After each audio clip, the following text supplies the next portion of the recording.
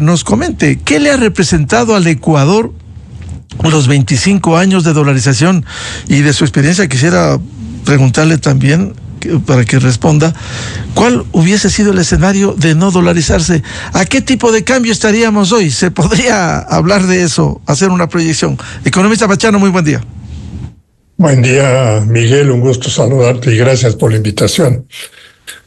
Bueno, es muy difícil especular sobre cuál podría ser el tipo de cambio de no haberse establecido la dolarización al conocer toda la historia lamentable de mal manejo político y económico de estos 25 años, que con excepción de los primeros años de dolarización, la gran mayoría del periodo fueron, digamos, políticas económicas realmente adversas y provocativas para ocasionarle a la dolarización problemas en su viabilidad, y que han llevado a los gobiernos posteriores, el caso de Moreno, el caso de Lasso y ahora el caso de Noboa, a tener que incursionar en ajustes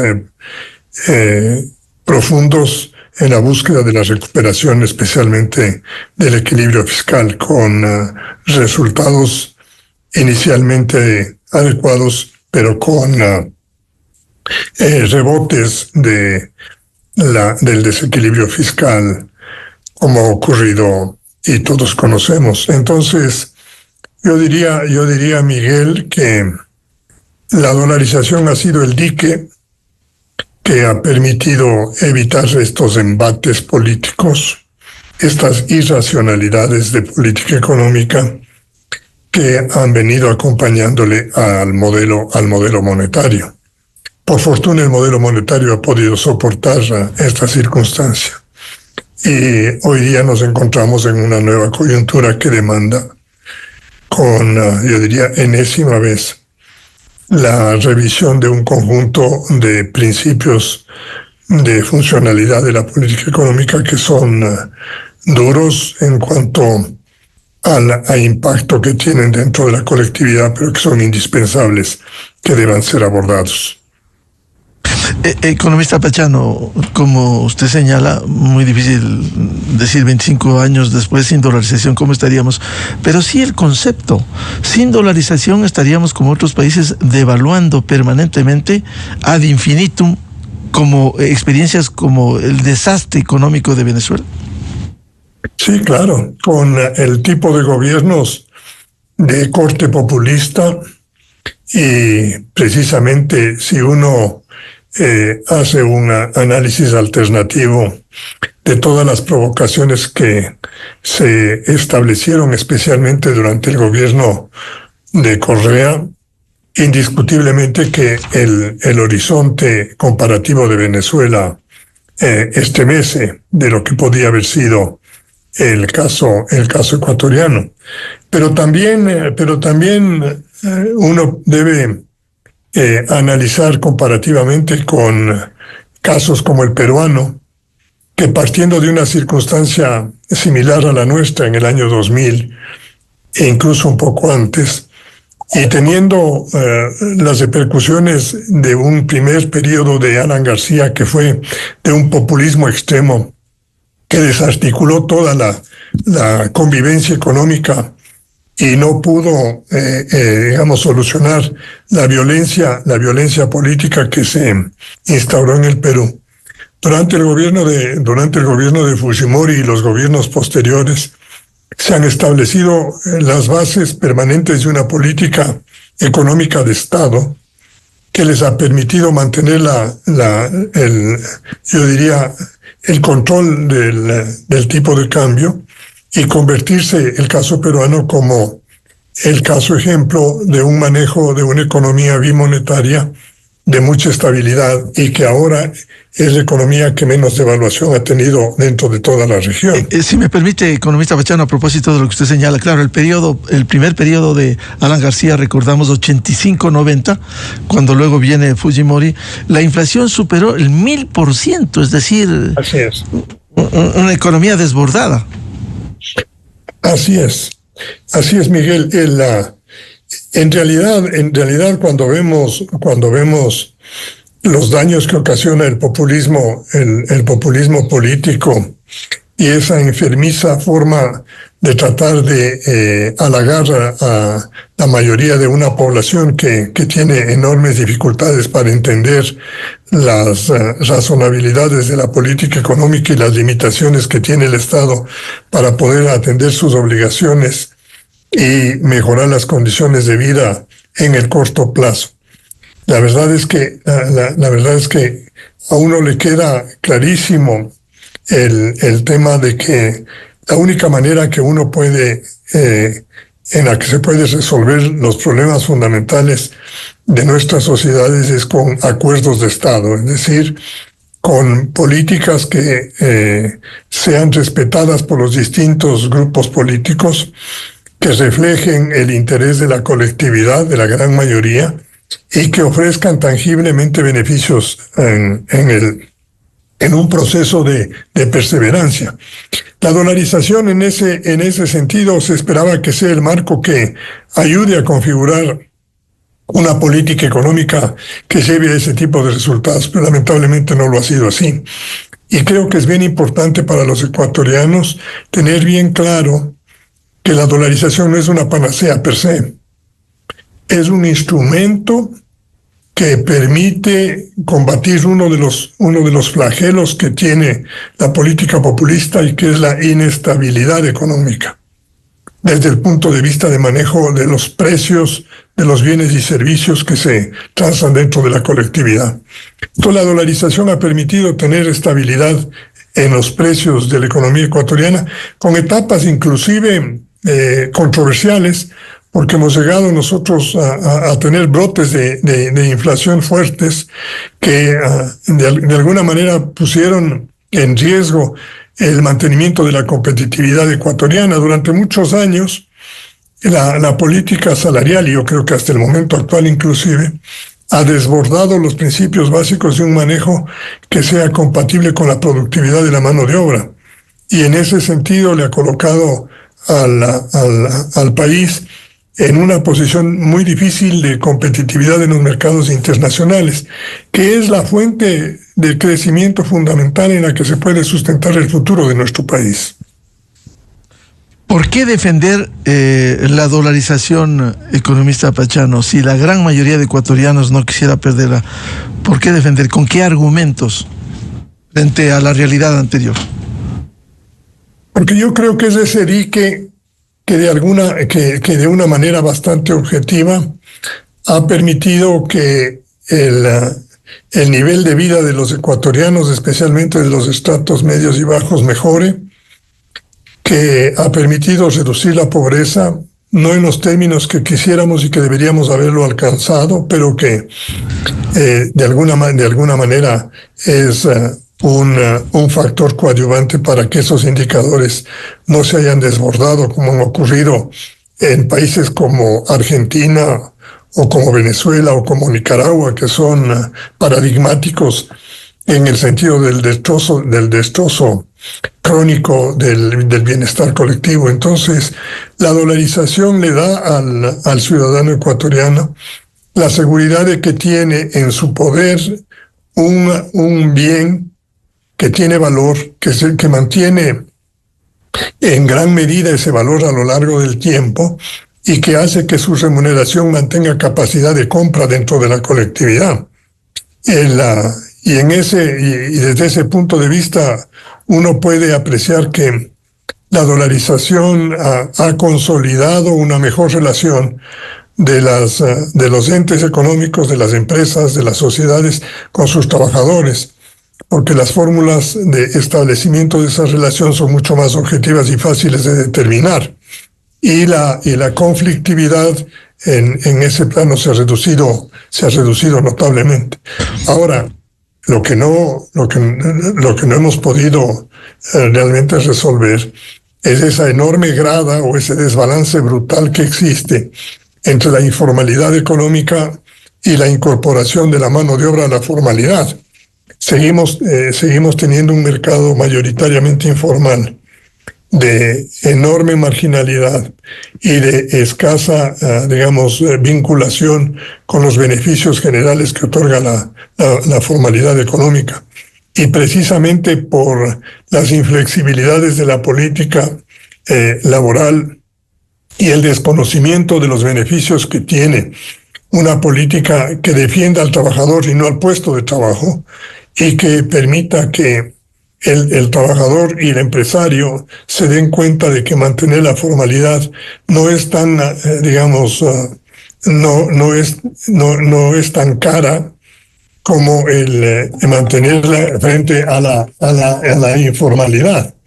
Entonces, en ese sentido, el paso dado hacia la construcción de un sistema económico estable es incompleto y tiene obviamente amenazas al frente, porque esta dolarización no es inmune en términos de manejo si es que seguimos batallando por ponerle a prueba en los años que están por venir.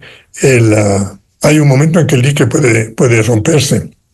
Y en la historia monetaria ecuatoriana, cuando uno ve todo el proceso desde la época de la colonia y ya en la época republicana, hay episodios sumamente significativos de lo que ocurre cuando uno se sale del cumplimiento de ese tipo de normativa.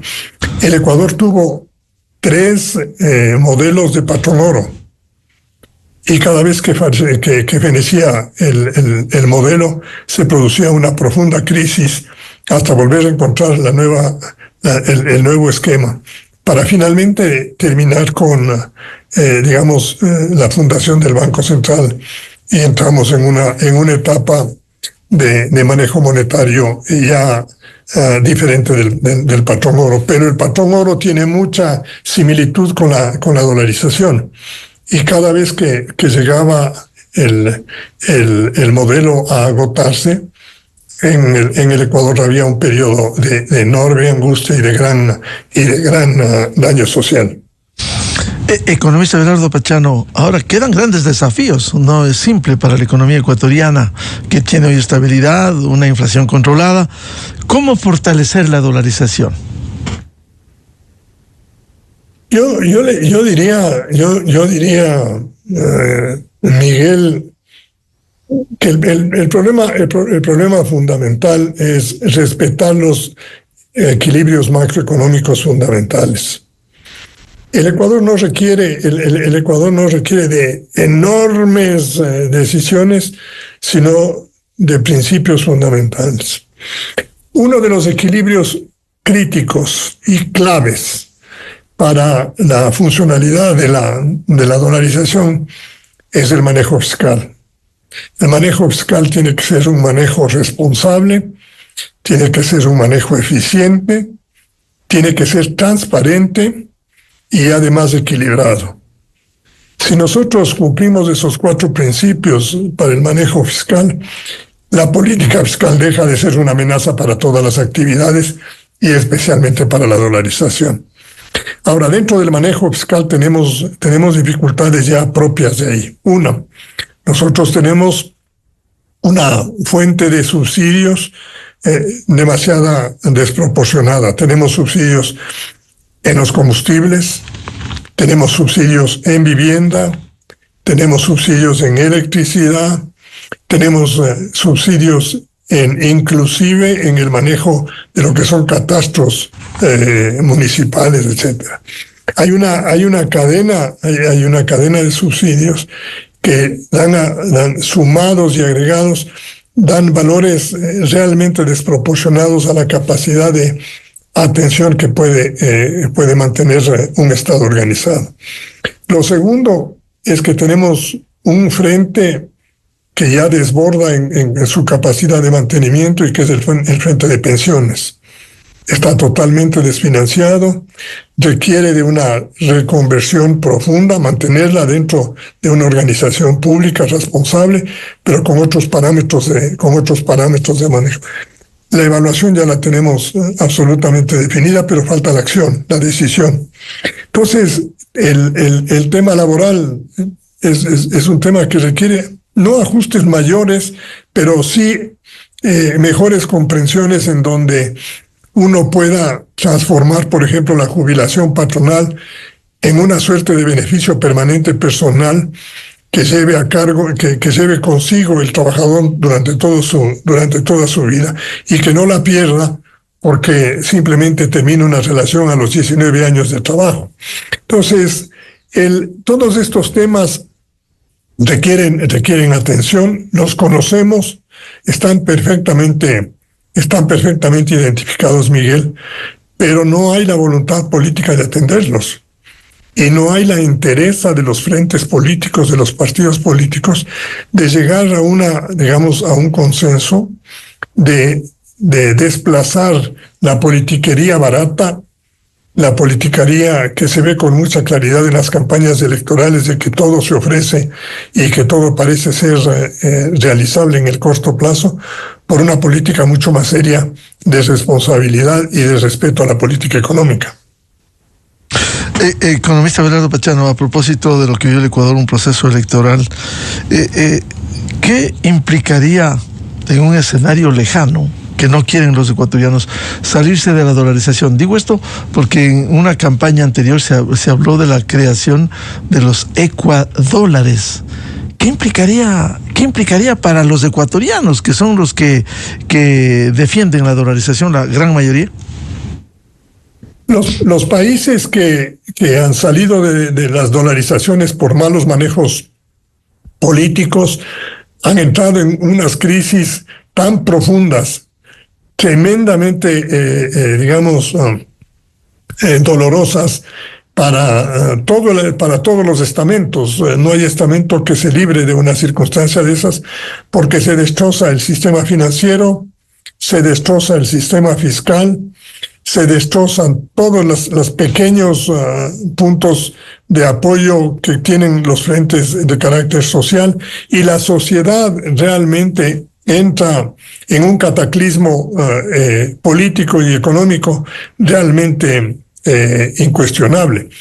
El ejemplo que mejor nos puede guiar en este caso para demostrar la conveniencia de mantener el sistema es Grecia. Grecia estuvo durante muchos años, y esto van a ser 8 o 9 años atrás, estuvo con el peligro, e inclusive tuvo algunos dirigentes políticos tuvieron la propuesta de salir del euro y volver al dracma. Y la forma como se defendió esa colectividad fue retirando los euros del sistema financiero griego. Y si no tenían el Banco Central Europeo, ese sistema financiero hubiera quebrado estrepitosamente y la circunstancia griega se hubiera convertido en inmanejable. Ventajosamente no les ocurrió, mantuvieron el euro, entraron en un programa duro de reajuste económico, y hoy Grecia es un ejemplo de crecimiento y de recuperación de bienestar. Es uno de los países que más está creciendo en Europa y que menos problemas sociales tiene en la actualidad. Logró recuperar la convivencia social, pero le ha costado 8 años de gran esfuerzo. Entonces, el tema, y por qué inclusive la izquierda radical griega a la final reconoció que salir del euro era la peor decisión, la más onerosa, es que ellos revisaron su postura y accedieron a llegar a tener un acuerdo político para mantener el euro y, consolidar la participación de Grecia dentro de la Comunidad Europea. Igual nosotros tenemos que hacerlo. Una vez que entramos en la dolarización, nos guste o no nos guste, nos haya parecido buena o no cuando se la propuso, hoy es una realidad indiscutible. El ecuatoriano la defiende, el ecuatoriano la quiere, y creo que las razones evidentes son la seguridad que le da a su vida normal.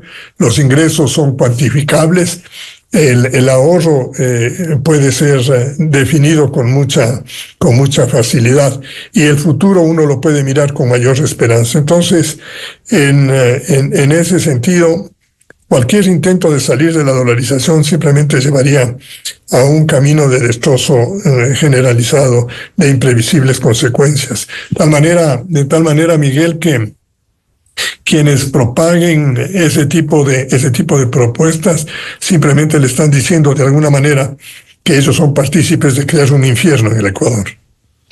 Economista Abelardo Pachano, y dialogamos antes de usted con el expresidente Yamil Maguad, y él decía que esto debiera ser una política de Estado, es decir, nadie debiera tocar, más bien hay que fortalecer la dolarización. ¿Debe ser en la práctica una política de Estado permanente? Yo creo que eso es innegable. No hay camino de regreso. El único camino, si es que uno quisiera pensar en la posibilidad de volver a incorporar una moneda nacional en el Ecuador, es construir una sociedad creíble, confiable, segura, que a lo largo de muchísimos años haya demostrado que tienes altísimos, digamos, estándares de confiabilidad, que es muy estable, que es muy propensa a generar empleo y a mejorar las condiciones de vida y a ser competitiva en los mercados internacionales. Y aquí vuelvo otra vez al caso peruano. Perú tenía, igual que nosotros al inicio de este siglo, una composición de dólares y soles muy parecida a la nuestra. La gente peruana, después de la crisis de Alan García y de todo el proceso que tuvo que vivir para recuperar su viabilidad, tenía una preferencia notable por el dólar. No le gustaba el sol. Pero ventajosamente el Banco de la Reserva del Perú, que es el banco central de ellos, mantuvo una política monetaria muy rigurosa. Y a lo largo de los años han logrado equilibrar la relación del sol con el dólar. Y esa moneda se mantiene estable en una relación entre 2.50 y 3.50 soles por dólar. Y ahora los contratos se pueden hacer en soles o en dólares a escogencia de cualquiera de los actores económicos. Y saben que si ganan en soles tienen asegurado el ingreso, igual que si ganan en dólares. De tal forma que ese es un Ecuador ideal que no lo veo yo, por lo menos en el horizonte cercano. Ahora, esto pasa también por lo que usted cita de Perú, donde hay una sólida institucionalidad, una autonomía respetada al Banco Central del Ecuador. No olvidemos que por la crisis política ha habido 6 presidentes, expresidentes de la República procesados, 2 están presos, 1 se suicidó para no ir a la cárcel. Y sin embargo, el riesgo país, la institucionalidad sigue caminando en Perú. Claro, porque inclusive los presidentes con visión radical de izquierda, Humala, por ejemplo, a la final respetaron el orden económico, como ha ocurrido con Uruguay, que es otro país ejemplar de cómo la política puede ser compatible con un modelo de estabilidad y crecimiento económico que respete las normas y los principios dentro de un marco de libertad. En Uruguay han habido 3, 4 gobiernos de izquierda que vienen de raíces inclusive de los Tupamaros, de aquellos que fueron realmente movimientos guerrilleros urbanos que fueron muy famosos y conocidos cuando nosotros estábamos todavía en los primeros años de nuestra vida adulta.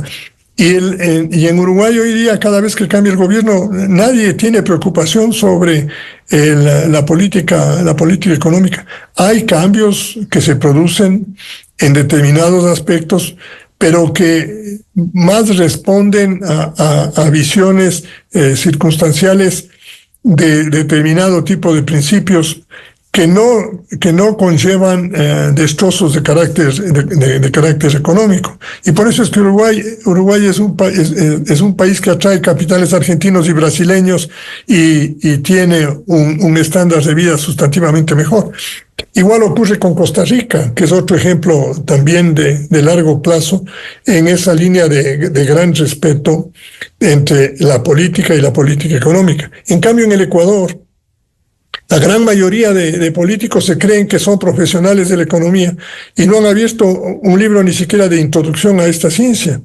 Y hacen propuestas que son simplemente motivo de fisga y de burla en las opiniones internacionales cuando analizan los contenidos de sus programas.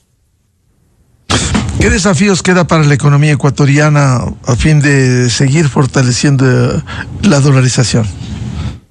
Yo le diría primero llegar a estabilizar el sector fiscal, encontrar ya una solución y una reforma del sistema de pensiones, y creo que hay que llegar a un entendimiento sobre la relación laboral, porque si nosotros no logramos mejorar la formalidad del mercado laboral, no vamos a resolver el problema de pensiones. Los dos son vasos comunicantes. Mientras más informalidad haya, más grave es el problema de desfinanciamiento del sistema de pensiones y más grave es, yo diría, la desatención a esos enormes grupos humanos que no tienen ningún tipo de respaldo y apoyo de la sociedad formal y del Estado ecuatoriano. Entonces, tenemos un problema de carácter laboral y pensional serio, tenemos un problema fiscal serio, que yo diría son los tres grandes componentes que están afectando en general a la economía. Y dentro del problema fiscal, yo podría mencionarle que el manejo empresarial público tiene que ser revisado profundamente. El caso de la política energética lo demuestra. No podemos seguir con una administración de bienes y servicios públicos que sigan bajo, digamos, un modelo que no responde ni a eficiencia, ni a transparencia, ni a honestidad. Lo que acabamos de ver con el caso de la sanción del BID a un grupo económico. A los grupos de Topic, una sanción. Claro, es realmente doloroso, ¿no? Porque eso quiere decir que hay instituciones públicas que han permitido que eso ocurra. Economista Pachano, usted ha citado al menos tres grandes desafíos: el fiscal, el laboral y esta reforma de lo que hemos venido hablando con usted por años, el cambiar de modelo de la seguridad social. Al menos dos, laboral y social, siguen pendientes, y los políticos, la asamblea, no quieren enfrentar esto. ¿No es un riesgo, un fantasma esto para la economía ecuatoriana? Claro, es un dolor de cabeza, y el problema es que el resultado final de toda esta manera desvencijada de política económica que tenemos es que no podemos crecer. Al hacer el análisis de la perspectiva de crecimiento del año 2025 dentro de América Latina, estamos en el penúltimo lugar.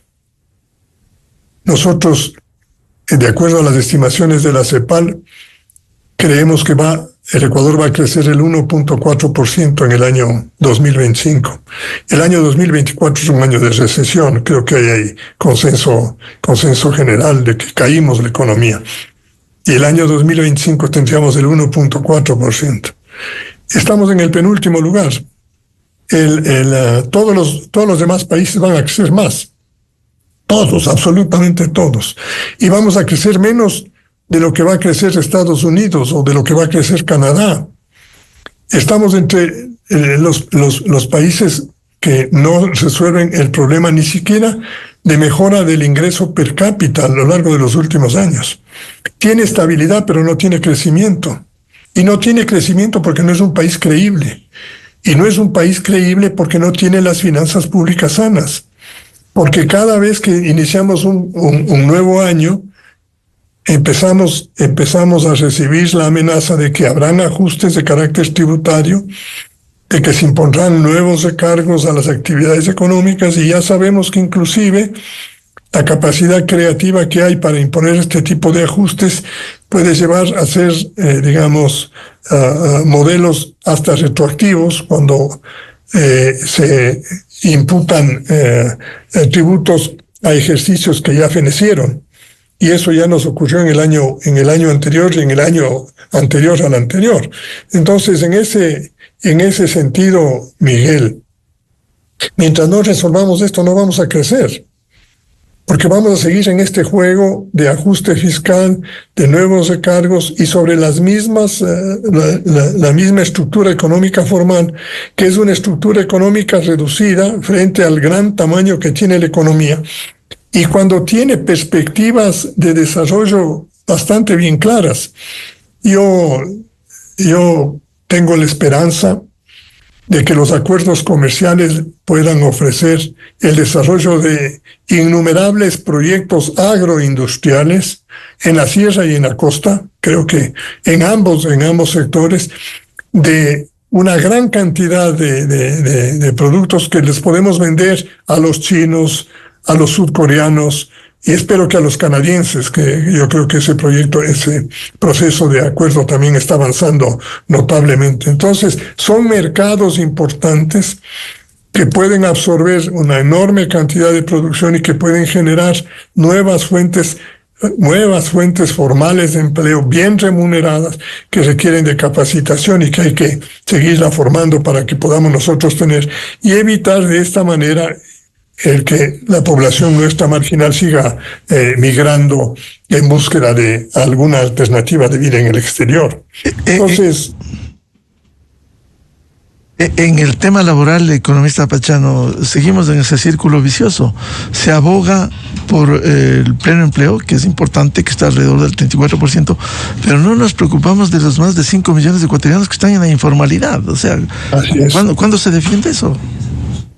Es que esos 5 millones no tienen voz, no tienen peso político, porque son realmente engañados por los líderes populistas que les ofrecen milagros para salir de su situación tan difícil e incómoda, pero que a la final cuando llegan a ejercer el poder simplemente son estafados, engañados, pero nuevamente aparecerá otro mago de la política que les volverá a ilusionar con un futuro inmediato de una vida mucho más cómoda y que se sustentará sus planteamientos poniéndole todos los calificativos denigrantes a sus adversarios políticos o a quienes han ejercido el poder. Entonces,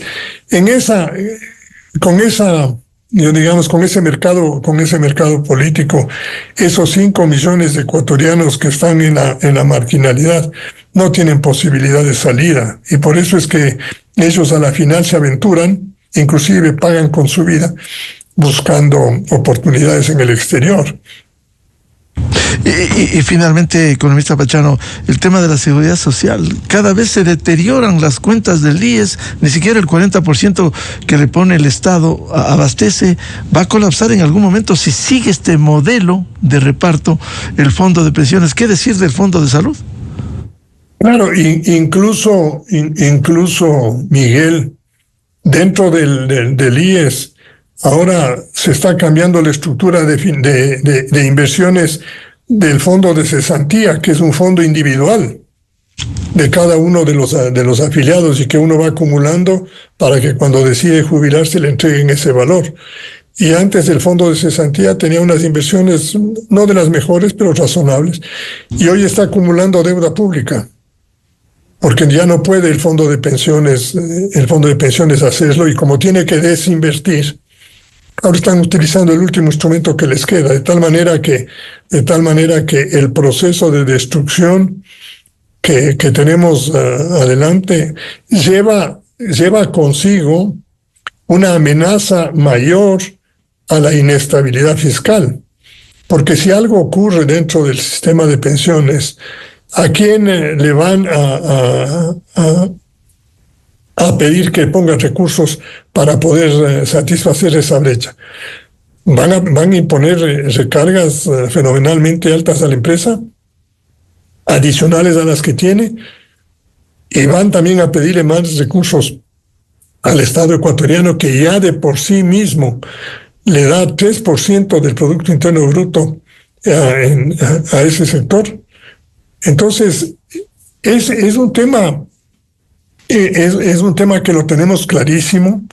En el mundo, la gran mayoría del sistema de pensiones de reparto como el nuestro están con problemas y todos están discutiendo la modificación de los parámetros. Algunos los han hecho a tiempo y otros estamos atrasados, de tal manera que, y ahí juega simultáneamente el problema de la salud pública, que está encargada al sistema del IES y que también acumula obligaciones vencidas del Estado. Entonces, aquí hay un tema de contaminación por el daño fiscal que lleva a tomarse recursos de la energía, a tomarse recursos del petróleo, a tomarse recursos del sistema general de pensiones del país, y que realmente ha desbordado y que no tiene capacidad de pago. Entonces, el problema fiscal, el problema de pensiones, el problema laboral y el problema de las empresas públicas, yo creo que lo tenemos adelante y eso tenemos que resolverlo. Bien, muchas gracias al economista Abelardo Pachano por analizar, partiendo de lo que significa hoy para el país, 25 años de la dolarización que ocurrió el 9 de enero del 2000. Economista Pachano, muy gentil por atender a la revista de Opinión y Democracia. Gracias, Miguel, un gusto saludarle. Muy buen día. 8:32 en el territorio continental ecuatoriano. Vamos a una pausa y buscando la verdad.